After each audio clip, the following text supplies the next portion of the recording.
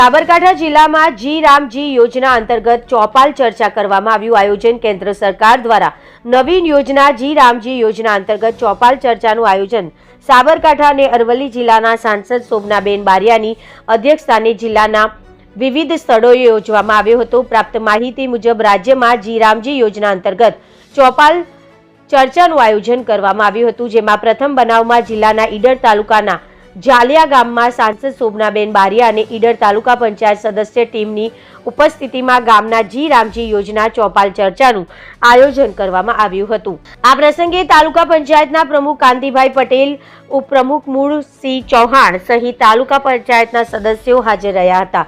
સાથે સરપંચ પંચાયત સદસ્યોની ઉપસ્થિતિમાં યોજવામાં આવ્યો હતો। ત્યારે બીજા બનાવમાં હિંમતનગર તાલુકાના વક્તાપુર ગામમાં આજી રામજી ચોપાલ ચર્ચા કાર્યક્રમનું આયોજન કરવામાં આવ્યું હતું। આ પ્રસંગે સાંસદ શોભનાબેન બારિયા સહિત ગામના પ્રતિનિધિઓ અને લાભાર્થીઓ સાથે સંવાદ કર્યો હતો। તેમને યોજનાના અમલીકરણ લાભોની પહોંચ આગામી વિગતવાર ચર્ચા કરવામાં આવી હતી।